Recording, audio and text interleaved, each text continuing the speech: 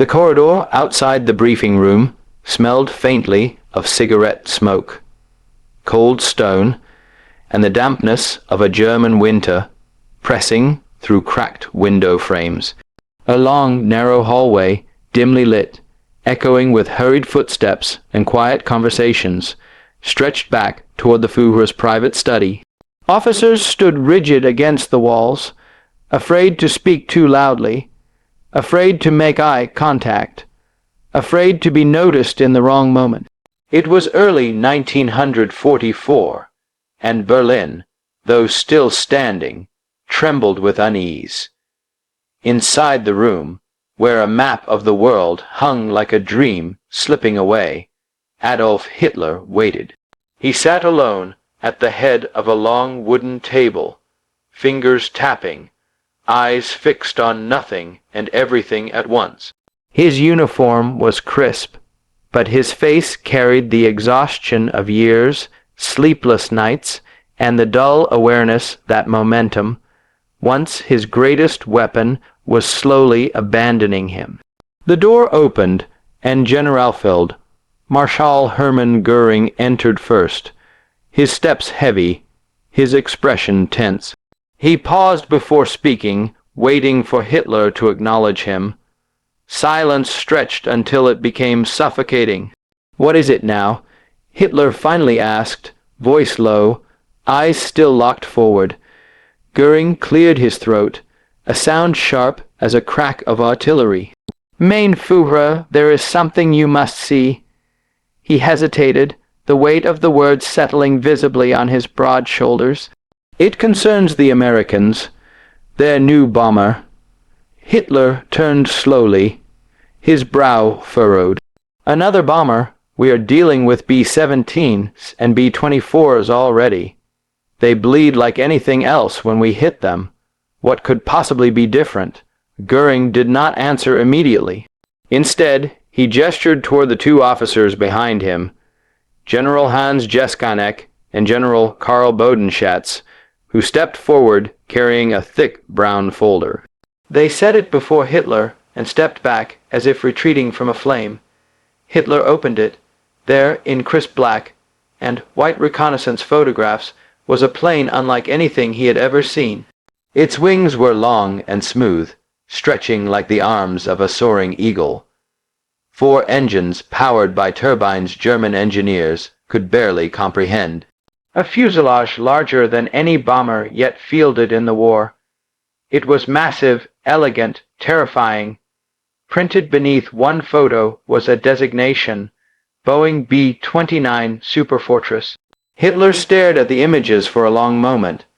His finger traced the silhouette, as though by touching the ink he could diminish its size, erase its existence, bend reality back in his favor. "This," he said finally, voice quiet and brittle, "is the American answer." Göring nodded. "Yes, mein Führer." "And what do they claim it can do?" Jeskanek stepped forward. "We believe it can fly higher than our current interceptors can reliably reach, nearly 10,000 meters, at speeds over 600 kilometers per hour. It may carry more bombs than any aircraft we have encountered." Hitler blinked, his eyes narrowing. "Higher than our fighters? Yes. Faster than our fighters? Yes. And you bring this to me now?" The room felt as if the walls themselves were holding their breath. Jeskanek swallowed and said, "The Americans have begun production. Intelligence suggests deployment within the year. They are building hundreds, possibly thousands. They intend to use them against Japan, but," he hesitated, "we believe they will also be used against us if our defenses weaken further." Hitler stood abruptly, swiping the photographs aside. They scattered across the polished floor like fallen leaves. His voice rose, sharp as broken glass. "How can this be? We were promised supremacy in the air. We were promised our engineers were unmatched in the world. The Me-2, 162 is the future, a jet fighter beyond anything the Allies could produce." His fist slammed against the table so violently the ink pot toppled and bled across the wood like a spreading wound. Are you telling me the Americans have surpassed us? The generals exchanged glances. No one wanted to be the one to answer. Finally, Goering said, their industry is vast. They build without interruption. They have resources we do not. Fuel, aluminum, manpower, factories untouched by war.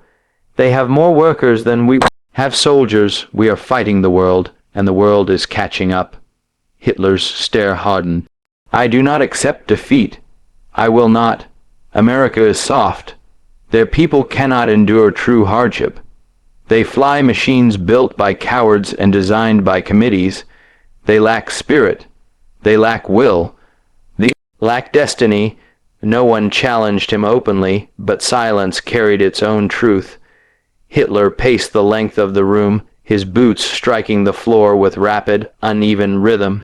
The war map loomed across the wall, Europe shaded in black, spreading east and west like ink across paper.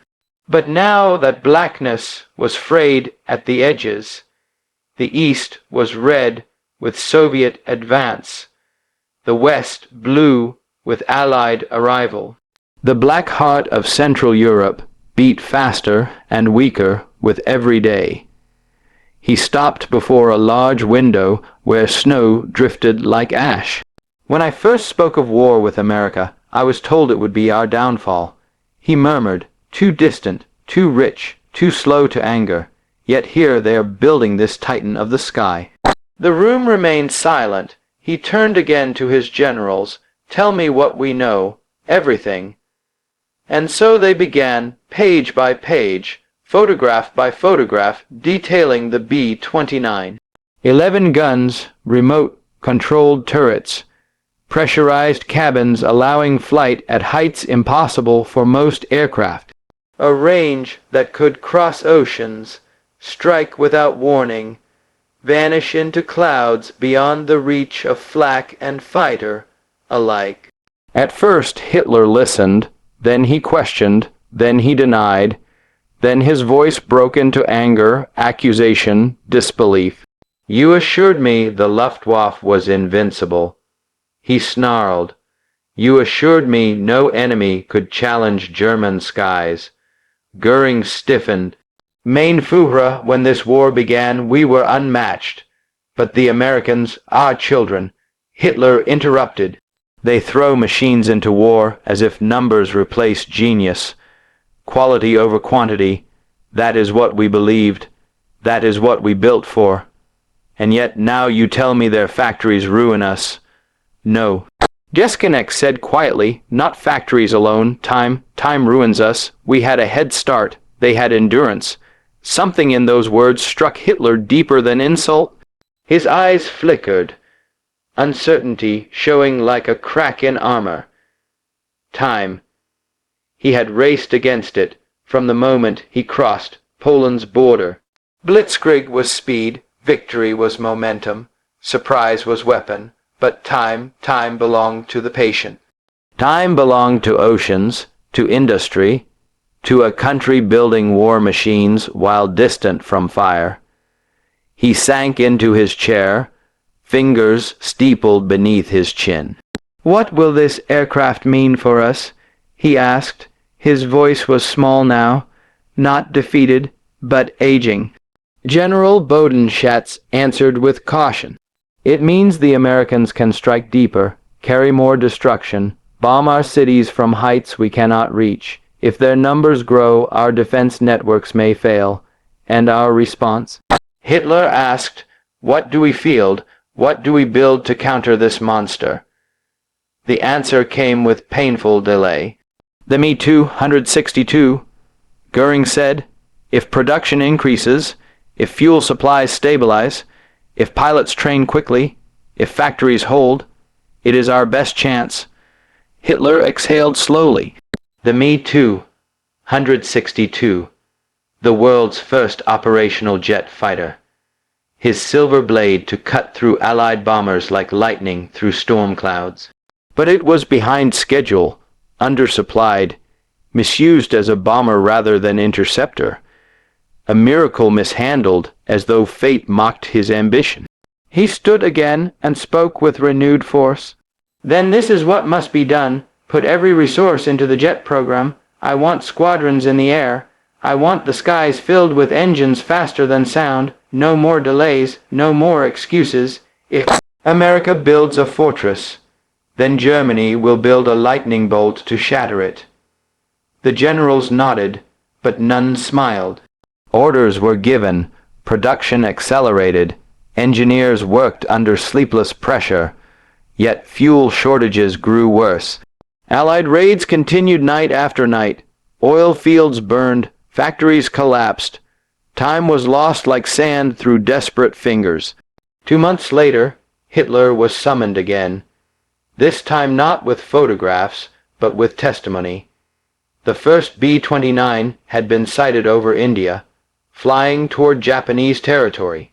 Reports from Tokyo described a silver giant, shining like moonlight, engines roaring like thunder. Japanese anti-aircraft fire cracked impotently beneath it. Their fighters struggled to climb. The bomber completed its mission and vanished into blue like a ghost. Word arrived that America intended to produce not hundreds, but thousands. Hitler listened, face pale, knuckles white against the table edge. So, his voice trembled with restrained fury. The monster flies. In the days that followed, he held private conversations with only a few trusted officers. They discussed desperate gambles, long-range rockets, miracle weapons, late war prototypes that might turn tides if time would only slow. One evening, after midnight, Hitler walked alone through the bunker corridor. His footsteps echoed beneath humming lights. A single guard saluted. Hitler barely noticed. He entered a quiet conference room, dimly lit, where the B-29 photographs still lay scattered across the table. He picked one up gently this time, not with anger, but with contemplation. The Superfortress stared back. Large, calm, indifferent to borders or pride. "What are you?" He whispered to the paper. "A machine or an omen?" The picture gave no answer. He thought then of the early years, 1936, 1938, triumph and celebration, crowds roaring in stadiums, banners rising like flaming suns, factories awakening, armies marching, a nation rebuilding as though willed by destiny itself. He remembered the smell of hope. Now the air tasted of smoke and sorrow. His generals feared telling him the truth, but truth crept into his thoughts regardless. He could deny the Soviets, he could curse the Allies, but technology was real, industry was real, machines did not care about ideology. He whispered again, more bitterly, "If America builds this, what will they build next?" The room answered only with silence. On another morning he met with Albert Speer, Minister of Armaments, who laid blueprints across the desk, showing German projects struggling toward completion. Advanced fighters, rocket interceptors, weapons that might have changed war if begun sooner. But everything needed fuel, steel, manpower, things Germany had less of each month. Hitler listened with a mix of fascination and frustration. So many ideas. He muttered, so many possibilities. Speer nodded. "Yes, mein Führer, but we lack time." The word struck him again like a blade. Time. He had gambled everything on speed. Blitz victories, quick wars, fast collapse of enemies unable to rebuild faster than he could conquer. But America and the Soviet Union were not quick opponents.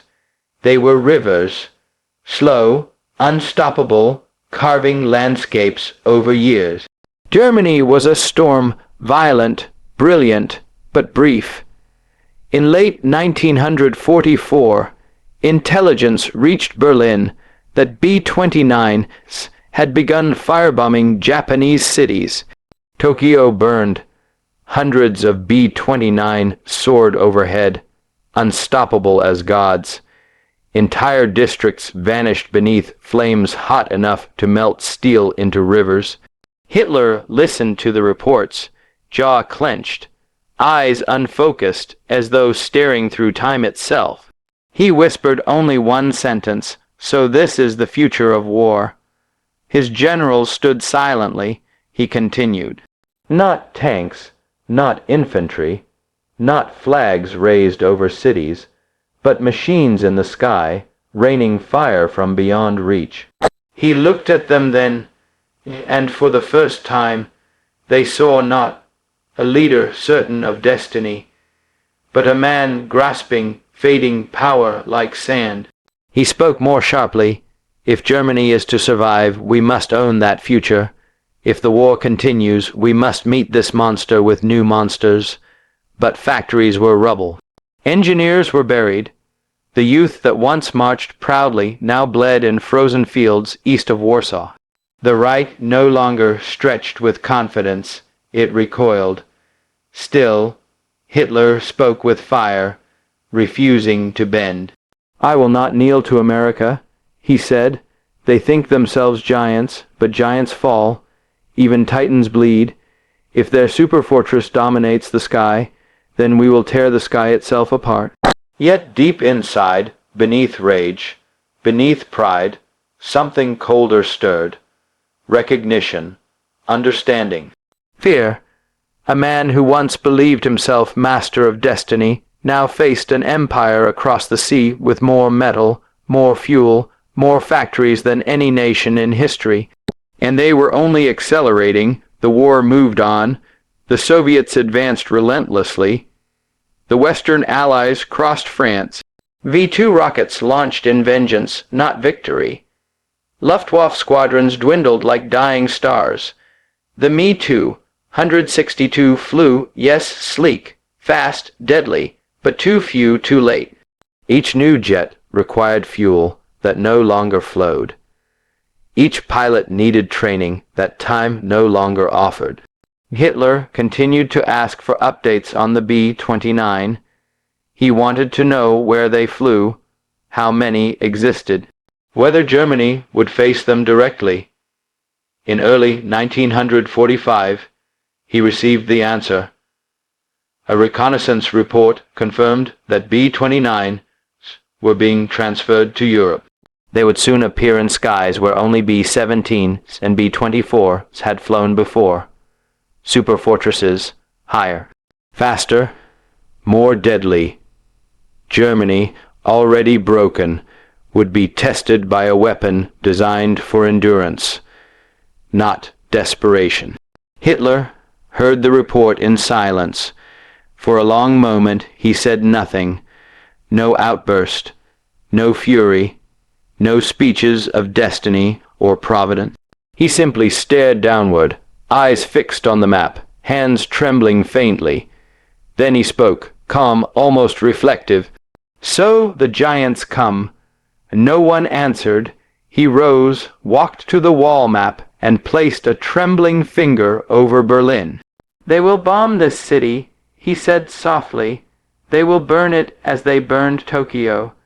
They will fly above our guns, above our reach, like eagles watching wolves starve." At that moment, he was not a man commanding armies. He was a man witnessing the horizon of a world he could no longer shape. He turned back to his officers, and for the first time since war began, he asked a question not from authority, but from curiosity. What will the world become when machines like these rule the sky? When nations strike without limit? When no city is safe? When war needs no front, no battlefield, only engines and altitude? They had no answer. History would answer for them. In April 1945, only weeks before the Reich collapsed, a final report arrived. B-29 missions in Europe were planned but delayed by Germany's rapid fall. America did not need them. Victory was already written. They would serve instead against Japan, where Hiroshima and Nagasaki would feel destruction, no empire could have imagined. Hitler never saw a B-29 in person, but he saw it in his mind, a silver cross in the sky, gliding above the world he tried to command, indifferent to ideology or ambition. The future belonged to industry, not oratory, to machines, not myth, to long wars, not lightning ones. He died knowing that. Long after Berlin fell silent, long after flags changed and cities rebuilt, the world remembered that moment, the moment Hitler first saw the Superfortress and realized empire alone could not outpace progress. What Hitler said, some would recall, was not defiance but revelation. He had looked upon the B-29, massive and untouchable, and understood the new age. Machines would rule the next war, not men, and for all history to see, his final lesson remained not as triumph, but truth. No leader, no nation, no ideology can outrun time.